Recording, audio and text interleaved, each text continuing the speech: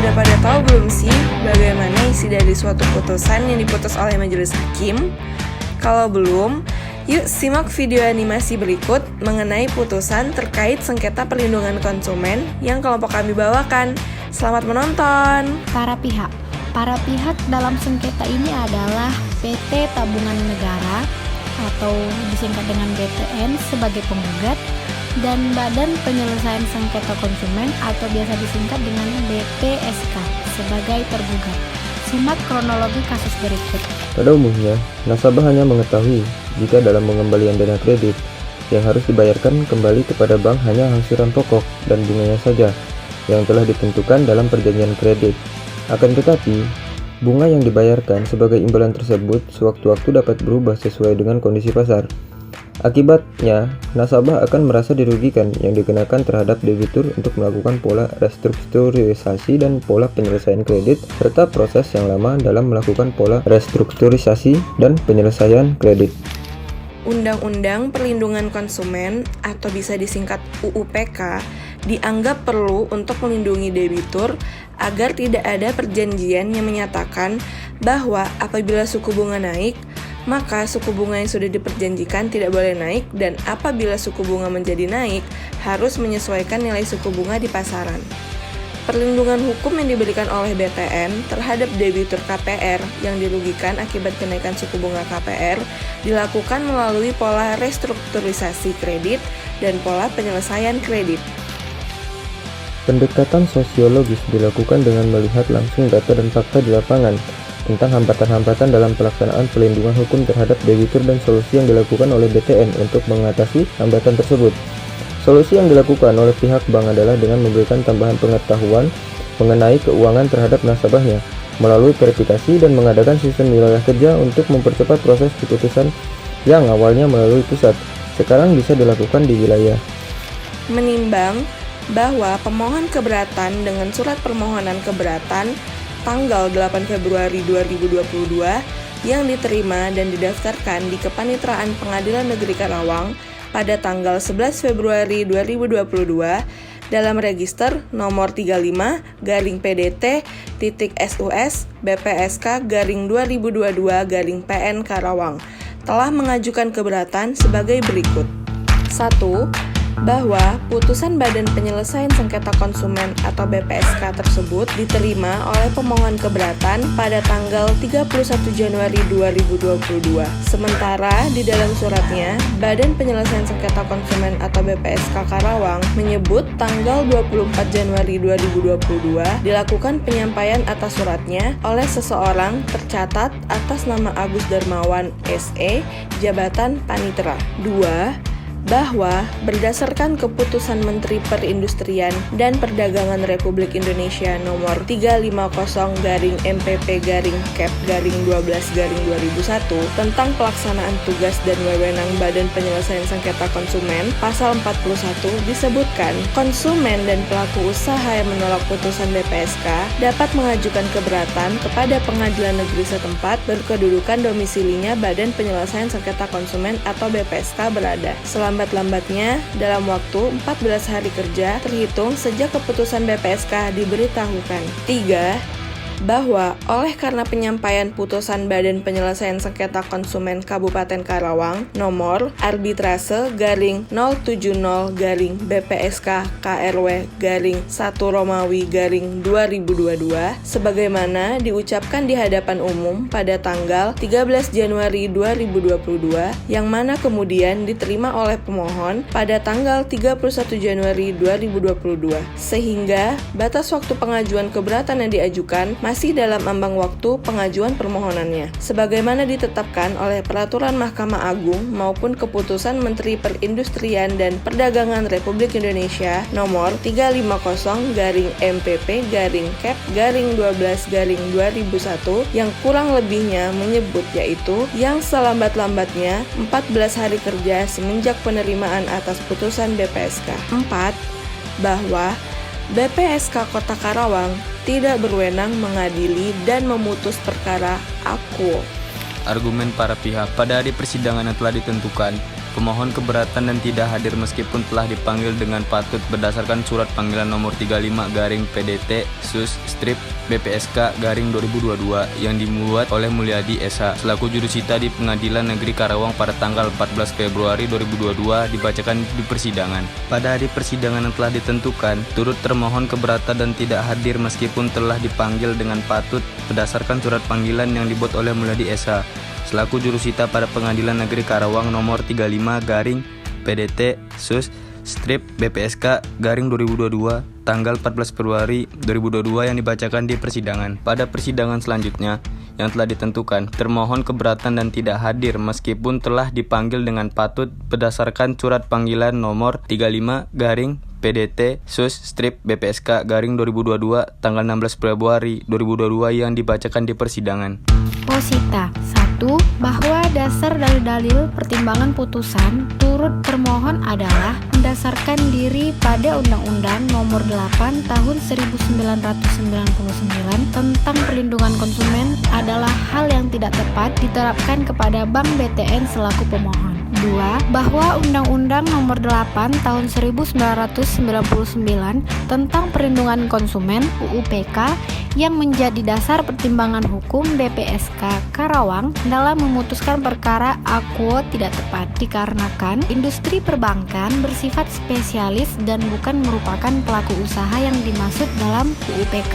Namun, PT Bank Tabungan Negara merupakan pelaku usaha jasa keuangan sebagaimana yang diatur oleh Otoritas Jasa Keuangan berdasarkan Peraturan Otoritas Jasa Keuangan Nomor 1/PJOK.07/20 tentang perlindungan konsumen sektor jasa keuangan. Bahwa apabila terdapat keberatan dari nasabah maupun debitur terkait konsumen jasa perbankan, maka seharusnya komplain diajukan melalui Otoritas Jasa Keuangan berdasarkan Peraturan Otoritas Jasa Keuangan Nomor 1/POJK.07/20 tentang perlindungan konsumen sektor jasa keuangan bukan melalui BPSK. Bahwa berdasarkan dalil-dalil tersebut sudah tepat bagi Majelis Hakim Pengadilan Negeri Karawang untuk membatalkan putusan BPSK Karawang nomor arbitrase/70/BPSK/KRW/1/2022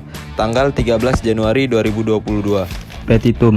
Poin 1. Bahwa pertimbangan hukum Majelis Hakim BPSK Kota Karawang dalam putusan nomor arbitrase/021-BPSK/KRW/1/2022 tanggal 30 Desember 2021 pada halaman 8 alinea ketiga disebutkan bahwa termohon telah dipanggil dengan resmi, sah serta patut oleh BPSK Karawang selama 2 kali berturut-turut, namun termohon tidak hadir atau menyuruh wakilnya atau mengirimkan surat ke BPSK Karawang tanpa keterangan yang jelas walaupun termohon telah memilih cara penyelesaian dengan cara arbitrase. 2. Bahwa pertimbangan dari Ketua Majelis Badan Penyelesaian Sengketa Konsumen Karawang dalam perkara akuo telah salah dan keliru dalam menyatakan termohon telah memilih cara penyelesaian dengan cara arbitrase. Adalah tidak benar jika pemohon memilih cara penyelesaian permasalahan dengan cara arbitrase. 3. Bahwa sebagaimana yang diatur dalam perjanjian kredit nomor 001-332-018-052-300-0005 tertanggal 29 Juni 2018 menyebut mengenai perjanjian kredit ini dan segala akibatnya, kedua belah pihak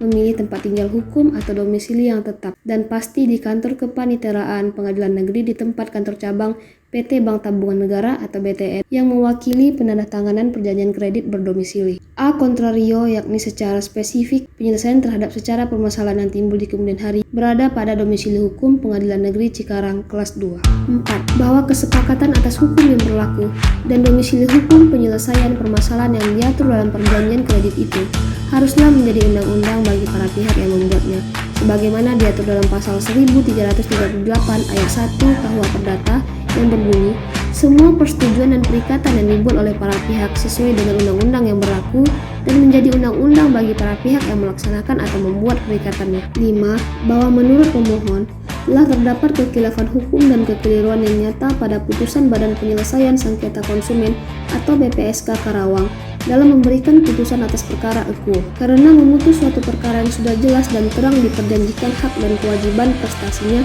berdasarkan perjanjian kredit yang telah ada dan disepakati sebelumnya oleh dan diantara para pihak, yaitu PT Bank Tabungan Negara selaku kreditur dengan almarhum Nur Hayati selaku debitur saat itu. Bahwa berdasarkan dalil-dalil tersebut di atas sudah jelas dan terang bahwa putusan BPSK nomor arbitrase /070/BPSK strip KRW /I/2022 tanggal 13 Januari 2022 dapat diduga diputus dengan kekeliruan yang nyata, secara sepihak, tidak berimbang dan tidak berdasar hukum yang telah ada dan disepakati sebelumnya di antara para pihak masing-masing. PT Bank Tabungan Negara selaku kreditur dengan almarhumah Nur Hayati selaku debitur saat itu. Terlebih, dijumpai keadaan pada pemohon yang berupa bahwa pemohon merupakan kreditur bagi almarhumah Nur Hayati berdasarkan perjanjian kredit nomor 0013320180523 000005 tanggal 29 Juni 2018 yang bersifat mengikat serta menimbulkan hak dan kewajiban masing-masing pihak satu sama lain untuk memprestasikannya. Bahwa jika sebagaimana tentang duduk perkara dalam halaman 2 dari 10 putusan BPSK Karawang menyebut kurang lebih yakni telah menerima permohonan termohon perihal mengenai tentang telah diduga termohon atas tindakan pemohon karena tidak memberikan sertifikat tanda bukti hak kepemilikan bidang rumah jaminan bank atas nama Nur Hayati.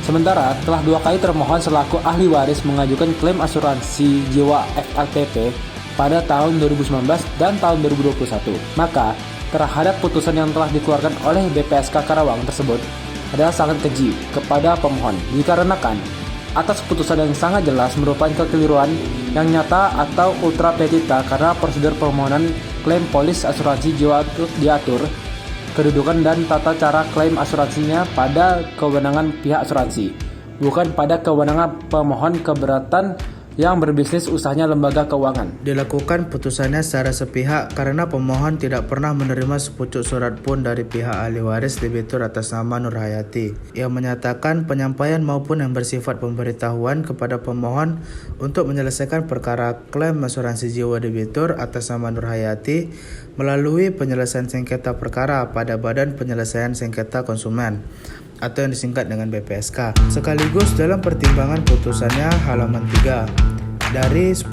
Badan Penyelesaian Sengketa Konsumen atau BPSK Karawang yang menyebut kurang lebih turut termohon telah memanggil pemohon melalui surat untuk hadir pada hari dan tanggal yang telah ditentukan. Namun pemohon tidak hadir. Namun pada kenyataannya pada waktu pemohon sama sekali tidak pernah menerima surat yang dimaksud serupa dan sejenis yang dikeluarkan pihak turut termohon. Akibat kumulatif dari 2 keadaan hukum di atas menyebabkan putusan Badan Penyelesaian Sengketa Konsumen atau BPSK Karawang dalam memutuskan suatu keadaan hukum bagi pemohon dengan mengabaikan kesepakatan atas perikatan sebelumnya di antara pihak pemohon selaku kreditur dengan almarhumah Nur Hayati selaku debitur. Yang selanjutnya demi hukum perjanjian tersebut menjadi undang-undang bagi para pihaknya adalah menjadi tidak berimbang dan tidak berdasar hukum. Terlebih dengan putusan kondemnatoir menghukum kepada pemohon atau kepada siapapun yang mendapat hak daripadanya untuk menyerahkan sertifikat jaminan fasilitas kredit atas nama Nur Hayati. Dikarenakan alasan telah diajukan sebanyak 2 kali atas permohonan klaim asuransi kreditnya pada tahun 2019 dan tahun 2021. Tentu merupakan sebuah putusan yang patut diduga melebihi daripada fakta hukum yang ada dan kepada siapa pihak yang seharusnya berwenang untuk bertanggung jawab dalam hukum adalah kekeliruan penerapan hukum. Al contrario adalah merupakan kewenangan kepada pihak asuransi jiwa Nur Hayati berada yakni asuransi Jamkrindo dan bukan kepada pemohon selaku kreditur, sehingga dalam hubungan hukum perdata yang ada dan berlaku adalah A. Bank wajib menyimpan objek yang berstatus jaminan fasilitas kredit sampai dengan dijumpainya keadaan hukum pelunasan atau pengembalian atas fasilitas kredit dan diterima berdasarkan perjanjian kredit. Sekaligus B. Mengamankan aset Bank DHI. Pemohon apabila diketahui di kemudian hari dijumpai keadaan berupa wan prestasinya, pihak debitur atau macet atau gagal bayar pengembalian uang fasilitas kredit, sehingga Bank DHI pemohon dapat mengambil pelunasan dari penjualan barang jaminan bank, baik penjualan atau pengalihan secara bawah tangan, secara sukarela maupun lelang. 7. Bahwa berdasarkan peraturan perundangan yang berlaku, sebelum turut termohon menerima, mengadili, dan memutus sengketa yang diajukan oleh termohon, terlebih dahulu harus disepakati oleh para pihak yang akan bersengketa tentang pilihan-pilihan penyelesaian sengketa, agar kemudian turut termohon sebagai lembaga penyelesaian sengketa di luar pengadilan dapat memiliki legal standing atau kewenangan untuk mengadili sengketa quo. Hal ini ditegaskan oleh beberapa peraturan perundangan, yaitu Undang-Undang Nomor 8 Tahun 1999 tentang Perlindungan Konsumen Pasal 45 Ayat 2 yang berbunyi, penyelesaian sengketa konsumen dapat ditempuh melalui pengadilan atau di luar pengadilan berdasarkan pilihan sukarela para pihak yang bersengketa. Keputusan Menteri Perindustrian dan Perdagangan Republik Indonesia Nomor 350/MPP/KEP/12/2001 Pasal 4 berbunyi, penyelesaian sengketa konsumen oleh BPSK melalui cara konsolidasi atau mediasi atau arbitrase sebagaimana dimaksud dalam pasal 3 huruf A dilakukan atas dasar pilihan dan persetujuan para pihak yang bersangkutan. Yang B, penyelesaian sengketa konsumen sebagaimana dimaksud dengan ayat 1 bukan merupakan proses penyelesaian sengketa berjenjang. 8. Bahwa pasal 45 ayat 2 Undang-Undang Nomor 8 Tahun 1999 dan pasal 4 Kementerian Perdagangan Republik Indonesia Nomor 350/MPP/KEP/2001 menyatakan dengan tegas penyelesaian di sengketa di BPSK hanya dapat dilaksanakan atas persetujuan para pihak yang bersengketa. Apakah penyelesaian dilakukan secara mediasi, rekonsiliasi, atau arbitrase, dan terhadap keadaan yang dimaksud harus sepakat terlebih dahulu para pihak mengenai jenis atau metode penyelesaian, dan para pihak memilih arbitrase masing-masing untuk menyelesaikan sengketa. Lalu, setelah terdapat kesepakatan penyelesaian melalui Badan Penyelesaian Sengketa Konsumen atau BPSK, selanjutnya turut termohon dapat menyidangkan dan memberikan putusan. 9. Bahwa dalam perkara aquo, pemohon tidak pernah memilih Badan Penyelesaian Sengketa sebagai lembaga untuk menyelesaikan sengketa, dan oleh karena tidak pernah diterimanya surat sebagaimana disampaikan turut termohon dalam putusannya, oleh karenanya pula menjadi alasan pemohon tidak pernah hadir dalam setiap undangan persidangan yang dilakukan oleh turut termohon. 10. Dengan demikian pula, secara hukum apabila tidak pernah ada kesepakatan dalam penyelesaian sengketa ini dilakukan melalui cara arbitrase pada turut termohon, sehingga seharusnya turut termohon menghentikan pemeriksaan perkara aquo karena berdasarkan pasal 45 ayat 2 Undang-Undang Nomor 8 Tahun 1999 tentang Perlindungan Konsumen disebutkan bahwa penyelesaian sengketa konsumen dapat ditempuh melalui pengadilan atau di luar pengadilan berdasarkan pilihan sukarela para pihak yang bersengketa. Apabila para pihak tidak secara sukarela dan tidak memilih dan tidak sepakat, maka BPSK tidak dapat dan tidak boleh memaksakan diri untuk melanjutkan pemeriksaan. 11. Bahwa turut termohon dalam mengadili perkara aquo tidak melaksanakan prosedur penyelesaian perkara yang benar yang telah ditetapkan oleh Keputusan Menteri Perindustrian dan Perdagangan Republik Indonesia Nomor 350/MPP/Cap/12/2001 khususnya bertentangan dengan pasal 3 huruf A yang berbunyi dalam melaksanakan fungsi sebagaimana dimaksud dalam pasal 2, BPSK mempunyai tugas dan wewenang A.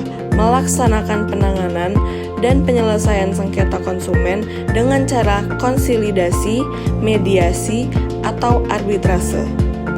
Pasal 4 ayat 1 berbunyi, penyelesaian sengketa konsumen oleh BPSK melalui cara konsiliasi atau mediasi atau arbitrase sebagaimana dimaksud dalam pasal 3 huruf A dilakukan atas dasar pilihan dan persetujuan para pihak yang bersangkutan. 12.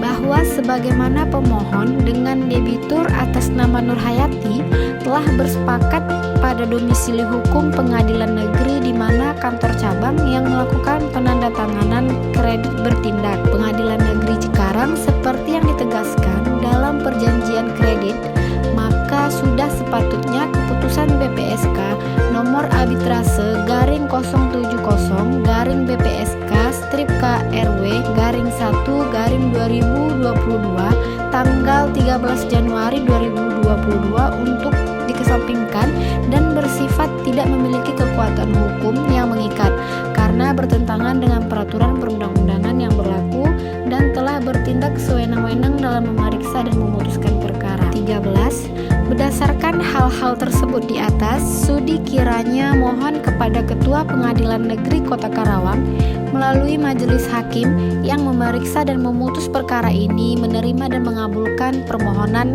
keberatan yang diajukan oleh pemohon dan menyatakan membatalkan putusan BPSK nomor arbitrase garing 070 garing BPSK strip KRW garing 1 garing 2022 tanggal 30 Desember 2021. Putusan mengadili menyatakan permohonan keberatan. Pemohon keberatan membebankan biaya perkara kepada pemohon keberatan sebesar Rp325.000.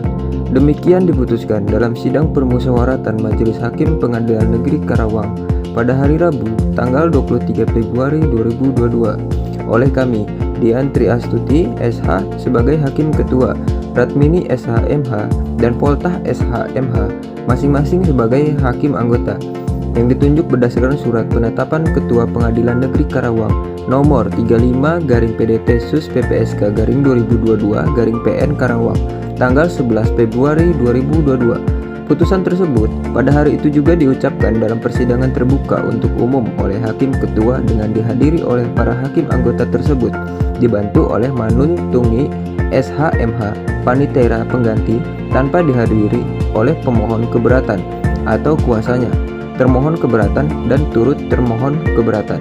Sekian video animasi mengenai putusan sengketa terkait perlindungan konsumen dari kelompok kami. Semoga video ini dapat bermanfaat untuk kemudian hari. Terima kasih.